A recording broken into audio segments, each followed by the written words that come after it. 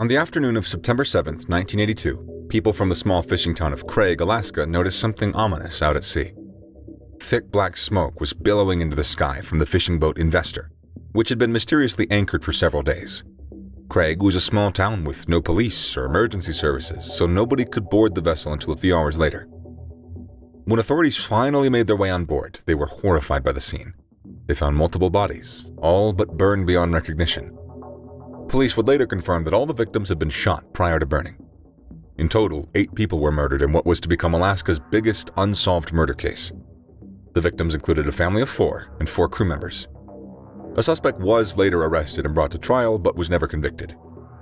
The Investor murders were furthermore a classic example of how not to investigate a murder case. Alaskan state police and prosecutors were widely criticized for their lackadaisical methods, which meant that any chances of obtaining hard evidence were well and truly gone just a few days after the bodies were discovered. Nevertheless, here's what happened before the grisly discovery. Craig is the biggest town on the Prince of Wales Island, which lies just off the southwestern Alaskan mainland. Like most coastal towns in Alaska, Craig relied enormously on commercial fishing. On September 5th, the Investor pulled into Craig and docked. The owner was Mark Culhurst from Blaine, Washington. Also on the boat was Culhurst's wife, Irene, with their 2 young children and 4 male crew members. The Investor unloaded its haul of fish, and then all 8 members disembarked. They split up, and they spent the evening in Craig, wandering around and enjoying a dinner. They went back on board at around 9:30 p.m. A witness on a nearby boat, the Decade, remembers the young Culhurst boy waving goodnight as they went back onto their vessel. That night, Craig was hit by a furious storm, with howling winds and heavy waves pounding into the shores. The crew on the Decade was living it up with a riotous party, celebrating the start of a lucrative salmon season. They partied on long and hard into the night. Early the next morning on September 6th, a crew member of the Decade went up on deck and noticed the Investor slowly making its way away from the docks. He called up his captain to take a look, as it seemed strange for the boat to be heading out at such an early hour. The captain was worried that the rowdy partying had caused the Investor to head away for quieter waters, so he waved at the man in the Investor pilot house. The man waved back, and the boat continued puttering away. The captain was sure that he was to blame, so he radioed the Investor but got no reply. At around 7:30, a deckhand from another boat spotted the Investor anchored across the harbor. Another witness also remembers seeing the skiff from the Investor tied up to a dock near the Craig Fish Storing Station. A large, thick fog began to envelop Craig at 10:30, hiding the Investor from view. Most of the town was busy getting ready for the upcoming salmon season, which was due to kick off the following day. For the time, the Investor was the last thing on everyone's minds. The fog lingered over Craig throughout the day as fishing vessels began to make their way out into sea, waiting for the launch of the salmon season. By the next day, on September 7th, the fog had finally lifted. The townsfolk of Craig were surprised to see the Investor still anchored, but with no signs of movement. People wondered why the boat hadn't joined the rest of the fishing vessels for the start of the salmon season.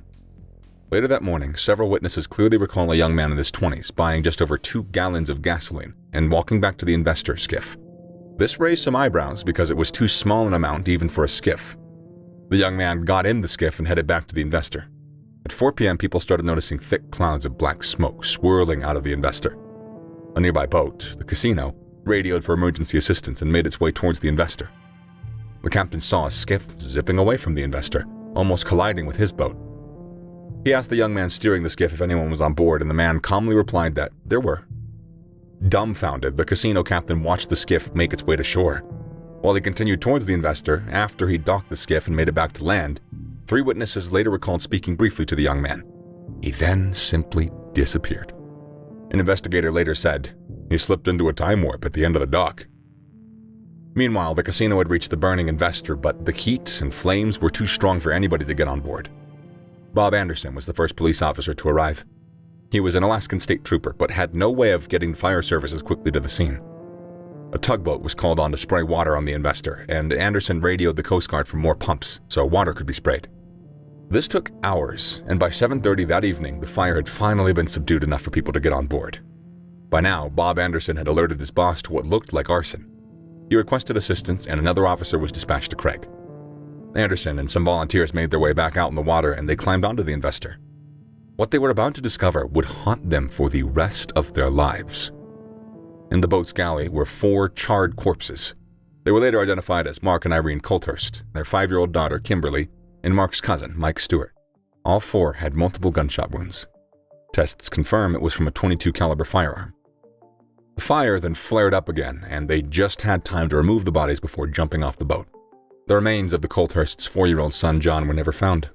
It was presumed that because he was so small, the raging fire had simply consumed his entire body. Investigators later identified the dental remains of Jerome Keown. Other traces of bone and teeth were assumed to belong to crew members Dean Moon and Chris Heyman. Back on land, a police officer was questioning witnesses who'd seen the man leaving the investor on a skiff.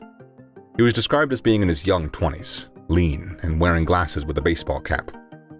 The next morning, 2 more state troopers arrived. The investor was still burning, so only then did they decide to call for helicopters to dump water on the boat. The smoldering remains were towed into the docks, where it was left until the arson investigators arrived. This was a puzzling decision, as not only was the boat left unguarded, but the waves and high tide were washing onto it, destroying any evidence that may have still been on board. Police were then told about the skiff belonging to the investor, still tied up at the dock. One officer went down to check for fingerprints and decided that the water would have washed anything useful away, so they left the skiff where it was without bothering to impound it. The police assigned to the case began interviewing anyone who claimed to have seen the man in the skiff. The descriptions were varied, but they all pointed to a young male of slim build wearing a baseball cap. And that was all they had to go on. They had no forensic evidence due to the fire and haphazard docking of the unsupervised wreckage and skiff. The authorities even failed to come up with a sketch to release to the public. Instead, investigators plodded through the case for a year before finally releasing an artist sketch of the suspect. Almost immediately, several local people came forward claiming to know the man, who was identified as John Peel, a crew member of several fishing boats. It was then revealed that Peel had previously worked on the investor. Even more telling was that he'd been fired by Mark Colthurst for several disagreements. Now the police not only had a positive ID, but a motive. And yet they waited, deliberating on whether Peel was the likely killer and speculating on other possible suspects. Finally, almost 2 years after the murders, Peel was arrested and charged with the murders. From the outset, he protested his innocence and demanded to see the police evidence. 2 more years after his arrest, Peel was finally brought to trial. The families of the victims were adamant that he was the killer, as were many people in the town of Craig. However, the trial was a farce. Witnesses claiming to have seen Peel buying gasoline got their statements muddled. When the defense demanded to see forensic evidence, the police admitted that they had none. The trial dragged on for 6 months, only for the jury to be split on their decision. Peel was found not guilty. He wasn't home free quite yet, though. He was brought back to trial 2 years later after prosecutors argued that they had sufficient circumstantial evidence. This was optimistic, to say the least. Once again, it was a hung jury, and once again, Peel walked away a free man. A spokesman for the Alaskan State Troopers even went so far as to say, the case is closed. The loved ones of those murdered in the investigator remain heavily critical for how the investigation was handled, and they are convinced Peel is the man. Since he was found not guilty, Peel has lived a solitary existence, maintaining his innocence and refusing to discuss the case. Another theory thrown up was that the murders were for the result of a drug deal gone wrong. But for a family of 4 to have been involved in a drug ring seems a bit far-fetched, even though Craig was known for its drug problems. It's a cold case of what-ifs. What if they'd called a helicopter sooner to put out the fire? Would they have found evidence? What if they'd taken the skiff in for more thorough forensic testing? And why wasn't a sketch of Peel released until almost a year after the murders? All fingers pointed to John Peel, but as his defense said, the evidence was only circumstantial. The case may be closed, but the suspicions will never end.